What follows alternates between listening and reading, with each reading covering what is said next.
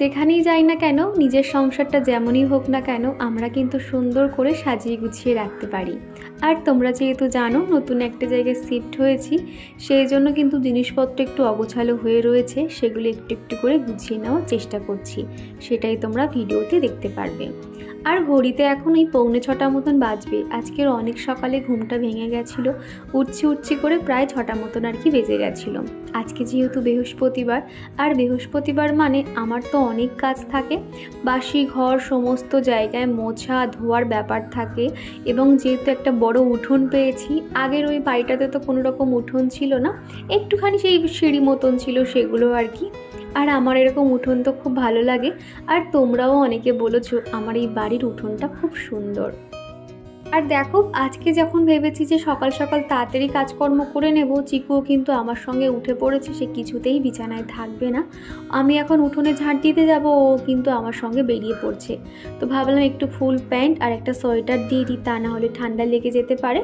আর আজকে কিন্তু বাইরে ঠান্ডা আছে, তবে কাজ করছিলাম বলে তো অতটা আমার মনে হচ্ছিল না। আর এখানে দেখো আমি ছুটতে ওকে একটু আটকানোর চেষ্টা করছি। এই সরু জায়গাটা দিয়ে নামার পরে দুটো সিঁড়ি আছে, আর ও যদি আচমকা সিঁড়ি থেকে যদি উল্টে পড়ে যায় না, তাহলে দাঁত মুখ পুরো ফেটে যাবে। এখন যেহেতু নতুন, ওরও অভ্যেস নেই, তবে আস্তে আস্তে জায়গাটা বুঝে যাবে যে এখানে এলে একটু থামতে হয় বা কিছু। তো সারা উঠোনটা দেখো এখন এরকম দুষ্টুমি করে বেড়াচ্ছে। আর আশালতা কোলে দিদিভাই বলেছিলে, দীপা এই যে বড় গেটটা রয়েছে এটা কি শুধু তোমরা ব্যবহার করো নাকি বাড়িতে উপরে যারা থাকে ওনারাও ব্যবহার করে? না গো দিদিভাই, এই যে বড় গেটটা, উঠোন, তুলসী মঞ্চপ সমস্তটাই কিন্তু আমরা ব্যবহার করি। আর ওনাদের বার হওয়ার জন্য পাশে কি আরেকটা ছোট মতন গেট আছে, ওনারা ওখান থেকেই যাতায়াত করে। এই সম্পূর্ণ জায়গাটা কিন্তু আমরা থাকি।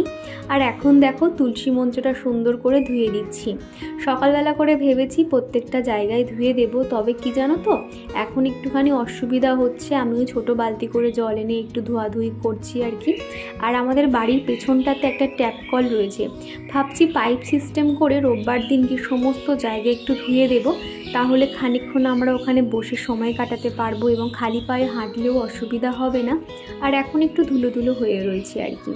আর সকালে দেখো আমাদের উঠোনটাতে কত সুন্দর রোদ চলে আসে। তো এখন বাসি কাজকর্ম সেরে নিয়েছি, আর এখন দেখো আকন্দ ফুল কয়েকটা তুলছি ভোলানাথকে দেবো বলে। আগের দিন বাড়ির কাছ থেকে ফুলের মালা এনেছিলাম, আকন্দ ফুলটা আর পাইনি, তো ভাবলাম বাড়িতেই যখন রয়েছে ভোলানাথকে তাহলে দু একটা দিতে পারবো। Hello everyone, good morning. কেমন আছো তোমরা সবাই? আশা করছি সবাই খুব ভালো আছো। আমি দীপা, আমার একটা ছোট্ট পরিবারে তোমাদের সকলকে জানাই অনেক স্বাগত, অনেক ভালোবাসা। তো দেখলেই তো বাইরের বাসি কাজকর্ম সেরে নিয়েছি, আর চিকু তো আজকে আমার সঙ্গে ঘুম থেকে উঠে পড়েছে।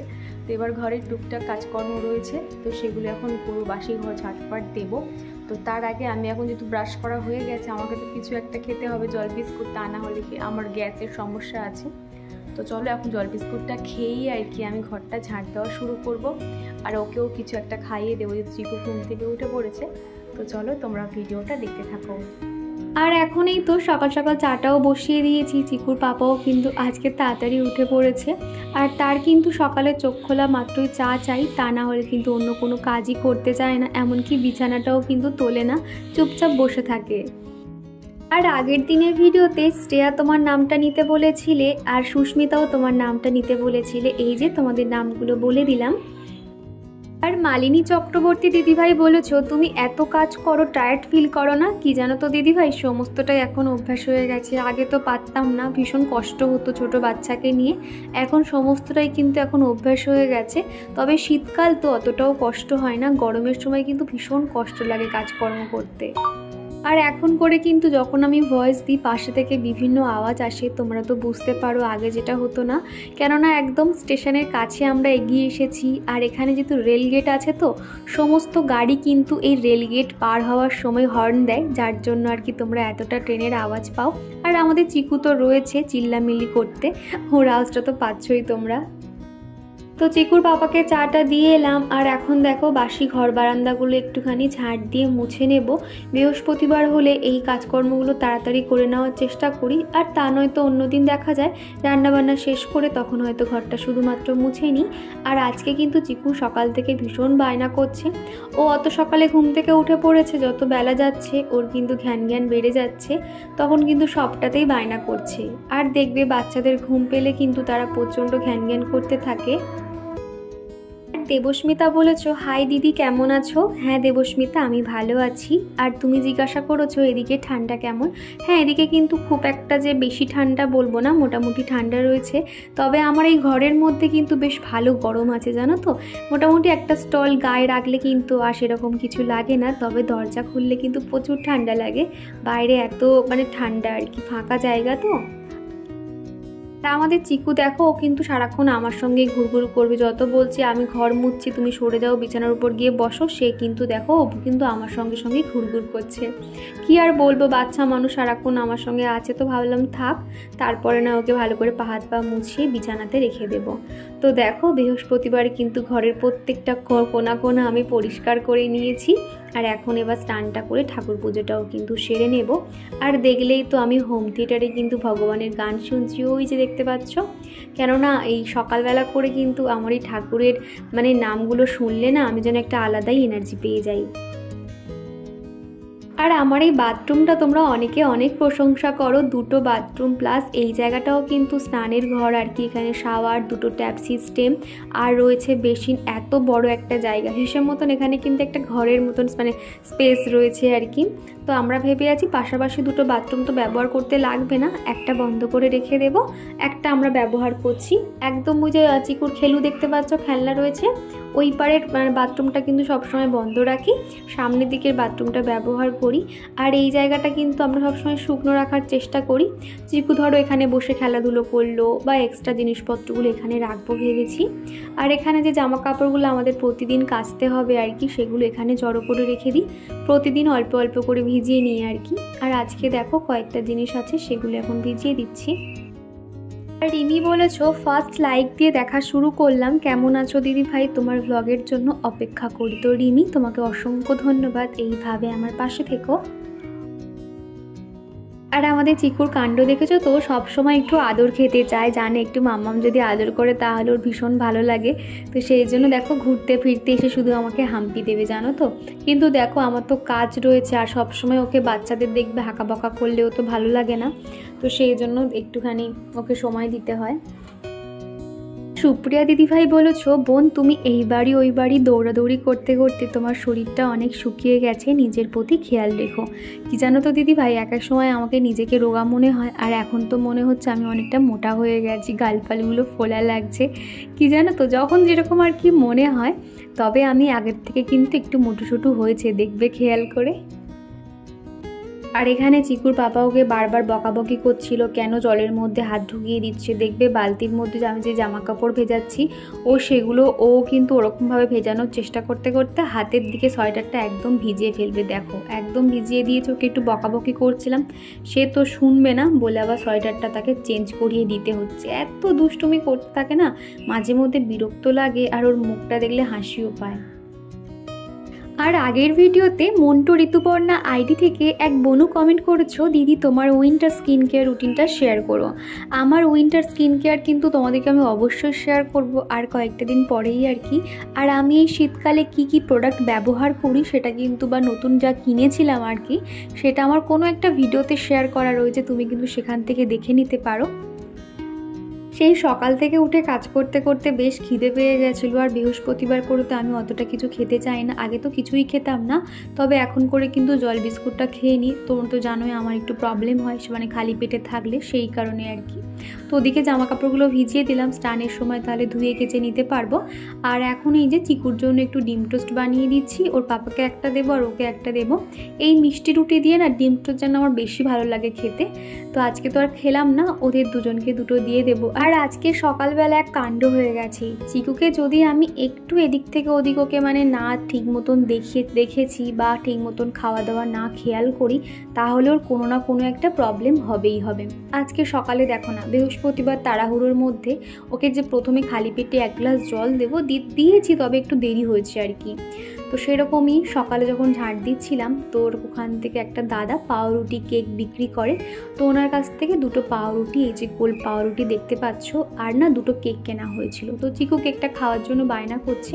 তো আমি ভাবলাম যে কেক তো কিছু হবে না বলে খালি পেটে ওকে কেকটা যে দিয়েছি, ওটাই এখন ওর ভিতরে না কখন গ্যাসটাও হচ্ছিল। আমরা তো অত বুঝতে পারিনি, নর্মাল এরকম ভাবলাম বেলার দিকে একটু ভারী খাবার দিই, ডিম টোস্ট, তাহলে পেটটা ভরা থাকবে। ডিম টোস্ট দিয়েছি। তারপরে হচ্ছে কি যখন দুপুরে ওকে মাছের ঝোল ভাত খাওয়াই, দেখছি কি ওর কখন না গ্যাস হয়ে গেছিলো, মানে সঙ্গে সঙ্গে খাওয়া দাওয়া কমপ্লিট হয়ে গেছে, এমন বমি করলো, পুরো যা খেয়েছে সব পুরো উঠে এলো। তো সেগুলো আর আমার আর কোনো রকম ভিডিও শ্যুট তারপর থেকে আর শ্যুট করা হয়নি, দুপুরে খাওয়া দাওয়াগুলো সেরে নিয়েছিলাম। তো এইরকম হতে ওকে একবার হজমের একটা ওষুধ দিলাম, দিতে চিকু এখন একদম ঠিক আছে। বাচ্চাদের তো একটুখানি সবসময় খেয়াল করতে হয়, একটু চোখের আড়াল হলেই বা একটু খেয়াল কম হলে এরকম হয়ে যায়। আর আজকে তো বৃহস্পতিবার, তার উপরে আবার শীতকাল, তো ভাবলাম যে শাড়িটা পরি। আমার শাড়ি পরতে খুব ভালো লাগে, তবে সবসময় বাড়িতে থাকি তো খুব একটা পরা হয় না আর কি। তো এখন এই যে আমি স্নান করে একটু টিপ সিঁদুর লাগিয়ে নিচ্ছি, আর মুখে নিভিয়া ময়শ্চারাইজারটা দিয়ে সোজা চলে যাব আমার ঠাকুর ঘরে। আর প্রিয়াঙ্কা দিদিভাই বলেছো, বাহ তোমার ভিডিও খুব সুন্দর, তোমার নতুন ভিউয়ার্স আমি আমার চ্যানেলে এসো, তাহলে আমি খুব খুশি হব, আমার নামটা নেক্সট ভিডিওতে নিও। এই যে প্রিয়াঙ্কা, তোমার নামটা বলে দিলাম। আর তোমরা যারা যারা আমাকে কমেন্ট করো, আমি কিন্তু প্রত্যেকের চ্যানেল গিয়ে চেক করে আসি এবং তোমাদের ভিডিওগুলো কিন্তু দেখি। হয়তো সবসময় কমেন্ট করা হয়ে ওঠে না, তবে প্রিয়াঙ্কা তুমি যখন বলেছো, আমি অবশ্যই তোমার ভিডিও দেখে আসব এবং সেখানে একটা কমেন্টও করে আসবো। আর এখন আমার এই ঠাকুরের আসনটা এত পছন্দ হয়েছে না, কি বলবো, সুন্দর করে কিন্তু ঠাকুরঘরটা সাজিয়ে নিয়েছি। আর ওই পাশে না একটা লাইট সিস্টেম দিয়েছি, যাতে ঠাকুরঘরটা আলো আলো হয়ে থাকে আর কি। তোমরা দেখতে পাচ্ছ কিনা জানি না, ওই গণেশ ঠাকুরের ওই সাইডটাতে একটা লাইট লাগানো হয়েছে। আর এখন তোমরা অনেকে বলছিলে এখানে একটা টেবিল ক্লথ পাততে, তবে আমার মনে হয় এরকম সিমেন্ট মতন হয়ে আছে, তো এটা মনে হয় মোছামুছি করতে অনেকটাই সুবিধা হবে।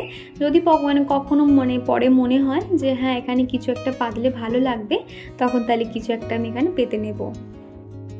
আর আগের ভিডিওতে বংটন ভয়েস আইডি থেকে আমার এক বন্ধু বলেছো, তুমি কোন লিপ বাম ইউজ করো গো দিদি ভাই?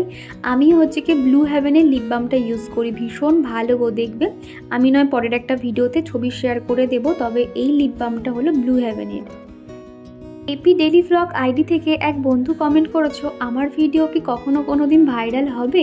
এটা কিন্তু সবাইয়ের মনে প্রশ্ন থাকে। তুমি তোমার নিজের যে কাজটা করছো সেই কাজের উপর একটু ফোকাস দাও, আর মনে জোর রাখো যে হ্যাঁ আমার ভিডিও একদিন ভাইরাল হবে, আমার ভিডিও একদিন সবাই পছন্দ করবে। এই বিশ্বাসটা রেখে ভিডিও করতে থাকো, আশা করছি একদিন না একদিন তোমার ভিডিও ভাইরাল হবে। আমিও তো কখনো ভাবতে পারিনি, আর এখন যতটুকু হয়েছে সব তোমাদের ভালোবাসায় আর ঈশ্বরের আশীর্বাদে আমার কাছে এটাই যথেষ্ট। দেখলে তো ভোলানাথকে সুন্দর করে স্নান করিয়ে দিয়েছি এবং বেলপাতা ফুল দিয়ে কিন্তু আমি ভোলানাথকে স্নান করিয়ে ওই ধারে রেখে দিয়েছি। আর এখন দেখো ভোলানাথের বেলপাতাটা আর এই যে রূপোর ত্রিশূলটা রাখতে ভুলে গেছিলাম, সেটা এখন রেখে দিচ্ছি। আর এখনই তো হনুমান চালিসাটা একটু পড়ছি। আর কি জানো তো, আমার কৃষ্ণের 108 যে শতনাম হয় প্রতিদিন তো সন্ধ্যের সময় পড়ি, আমার মুখস্থ হয়ে গেছে একদম। তবে হনুমান চালিসাটা সবে নতুন পড়া শুরু করেছি, এখন অতটা মুখস্থ হয়নি, সবে 7-8 লাইন মুখস্থ হয়েছে। আস্তে আস্তে যখন মুখস্থ করে ফেলবো তোমাদেরকে একদিনকে আমি শোনাবো। আর এখন এই যে তুলসী মঞ্চতে আমি জল দিতে আসছি। আর আগের দিনে কোনো একটা বন্ধু বলেছিলে, তুমি যখন এখানে দাঁড়াও তোমার পিছনে যে জানালাটা দেখা যায় সেটা কি তোমার রান্নাঘরের জানালা? না গো, এটা আমার আরও একটা যে বেডরুম রয়েছে সেই ঘরের জানালা। তবে এটা তো খুব একটা খোলা হয় না, এই সাইডটা বন্ধ থাকে, তবে এটা রান্নাঘরের জানালা নয়। দলুই দিদিভাই বলেছো যে রান্নাঘরের এই যে আমার নেট লাগানো রয়েছে সেটা কিভাবে পরিষ্কার করব। ভিনিগার আর সার্ফ দিয়ে একটু কাপড়ে মাখিয়ে নিয়ে রাখবে, ভেজা ভেজা করে একটু ব্রাশ দিয়ে ঘষে নেবে, তাহলে দেখবে অনেকটা পরিষ্কার হয়ে গেছে নেটটা। তো দিদিভাই তোমাকে অসংখ্য ধন্যবাদ, তুমি যে টিপসটা দিয়েছো আমি অবশ্যই একদিনকে ট্রাই করব। আশা করছি খুব সহজে পরিষ্কার হয়ে যাবে, কেননা ভিনিগার বা সার্ফ তো যে কোনো ময়লা চিপচিপে জিনিস কিন্তু খুব সহজে উঠে যায় আর কি। আর এরই মধ্যে কিন্তু দুপুরের খাওয়া দাওয়া শেষ করে নিয়েছি, আর খানিকক্ষণ বাইরে দাঁড়িয়েছিলাম, জামা কাপড়গুলো তুলে নিয়েছি। আর এই জায়গাটা না আমি চাই সবসময় পরিষ্কার রাখতে, যাতে এখানে খালি পায়ে হাঁটলেও পায়ে কোনো রকম ধুলো না আসে। সেই জন্য দেখো একটু একটু করে যখনই এখানে আসি ঝাড় দিতে থাকি। আর দেখছো এই যে ধুলোগুলো, এগুলো না ধুলো ঠিক নয়, এখানে যে শ্যাওলা মতন মানে বসেছিল সেগুলো তো সব শুকিয়ে গেছে, ঝাড় দিলে এরকম ধুলোর মতন দেখতে লাগছে। আর ওই সাইডে কয়েকটা ভাঙাচড়া মতন রয়েছে আর কি, সেগুলো ভাবছি 2-1 দিনের মধ্যে ফেলে দেব, তখন এই জায়গাটা আরও ক্লিয়ার হয়ে যাবে। আর আলিসা কমেন্ট করেছো, জানো দিদি ভাই আমি তোমার ভিডিও দেখে খুব মোটিভেট হই, আমার খুব ভালো লাগে যে তুমি সব কাজ খুব সুন্দর গুছিয়ে করো, আমিও না তোমার মতন কাঁচি দিয়ে লঙ্কা কাটি, এটা তোমার থেকেই শিখেছি। তো খুব ভালো লাগলো বনু, তুমি যে এই জিনিসটা আমার কাছ থেকে শিখেছো এবং আমাকে কমেন্ট করতে খুব ভালো লাগলো। সন্ধে পড়ে গেছে, এখন ঘড়িতে 5টা 5:30 মতন বাজে, একদম অন্ধকার হয়ে গেছে বাইরেটা। তো এবার চলে এসেছি ঘরে, এবার শাড়ি ফাড়ি চেঞ্জ করব, সন্ধেটা দেব। তো চলো তোমরা ভিডিওটা দেখতে থাকো। চিকুপো এখনও পর্যন্ত ঘুমোচ্ছে, আর বাইরে এত পরিমাণে মশা না, আমি 2 মিনিট ওখানে বসতেও পারছি না। সামনেই যে দেখতে পাচ্ছ পুরো এখানে বাগান মতো পুরো জঙ্গল রয়েছে, প্রচুর মশা, প্রচুর প্রচুর, মানে 2 মিনিটও থাকা যায় না। আর ঘরে তো সারাক্ষণ মানে দিন রাত 24 ঘন্টা শুধু অল আউট অন করা রয়েছে, এতটাই মশা। সেই জন্য জানলা ফাল্লা দেখো পুরো দুপুর হতেই সমস্তটাই বন্ধ করে দিয়েছি। তো চলো এখন হচ্ছে কি একটু ঠাকুরের গান শুনবো হোম থিয়েটারে, তারপরে হচ্ছে কি ঠাকুর পুজোটা দেবো। তো চলো। আর সিথি কমেন্ট করেছো, 1 বছর হয়ে গেল আমি তোমার ভিডিও দেখছি, আগের বছরই ঠিক এই ঠান্ডার সময় আমি তোমার ভিডিও দেখা শুরু করেছিলাম। তো সিথি তোমাকে অসংখ্য ধন্যবাদ যে 1টা বছর তুমি আমার সাথে ছিলে, প্রতিদিন আমাকে কমেন্ট করেছো, আমাকে অনেক মোটিভেট করেছো, তোমাকে অসংখ্য ধন্যবাদ এবং অনেক ভালোবাসা। আগামী দিনগুলো ঠিক এইভাবে আমার পাশে থেকো, এটাই তোমাদের কাছে চাওয়া। আর বৃহস্পতিবার হলে কিন্তু ঠাকুর ঘরে আমার সময় দেওয়াটা বেশি ভালো লাগে, কেননা আমার খুব ইচ্ছে করে ভগবানের সঙ্গে সময় কাটাই। দেখবে আমাদের যখন মন ভালো থাকে তখন কিন্তু আমরা কেউ ভগবানের কাছে আসি না, কিন্তু যখন আমাদের কষ্ট হয়, মন খারাপ হয়, তখন কিন্তু ভগবানের কাছে এসে কত অভিযোগ নাই করতে থাকি। এখন না আমি এই বয়সে এই সিচুয়েশানে এখন বুঝেছি যে আমাদের সমস্ত সুখ কিন্তু এখানে, আমরা ভগবানকে যত সময় দেব ভগবান কিন্তু তার 4 ডবল সুখ আমাদের জীবনে ফিরিয়ে দেবে। আসল সুখ তো ভগবানের কাছে। আর একটা জিনিস কি জানো তো, যখন আমি খেয়াল করি যে আমার ঘুম থেকে উঠতে ইচ্ছে করে না, কোনো কাজ করতে ইচ্ছে করে না, কোনো এনার্জি পাই না, তখন কি করি, সন্ধেবেলা করে মাটির প্রদীপ জ্বালি এবং সেটা পূব দিক করে রেখে দিই। এতে দেখেছি আমার সংসারে একটা পজিটিভ এনার্জি ভাইবস কাজ করে, আর তখন কিন্তু আমি আগের মতো স্বাভাবিক হয়ে যাই। আমার কোনো একটা ভিডিওতে আমি সেটা শেয়ার করেছিলাম, দেখবে তোমরা ওখানে দেখতে পারবে কিভাবে আমার সংসারকে একটা নেগেটিভ এনার্জি থেকে আমি সবসময় বাঁচিয়ে রাখি। তো সন্ধে দেওয়া কমপ্লিট হয়ে গেছে, ঘরের প্রত্যেকটা জায়গায় ধুনো দেখিয়ে দিয়েছি। আর এখন এই তো রাতের খাবার নিয়ে চলে এসেছি। আজকের বাইরে থেকে খাবার আনা হয়েছিল, এই যে পরোটা আর চিকেন চাপ, এই ছিল রাতের খাওয়া দাওয়া। আর তারপরে আমাদের চিকুর কাণ্ড দেখো, হুড়োহুড়ি করতে করতে আমার ঠোঁটে এমন জোরে লাগিয়ে দিয়েছে। ঘুমাবি না? 1টা বাজে, ঘুমার কি ঘুম হবে বাবা? ঘুমা না, আর কতক্ষণ জেগে থাকবি তুই? কি জোরে ঠোঁটের লাগিয়ে দিয়েছিস, ব্যথা করছে। শোনা, তুই ঘুমাবি না তো?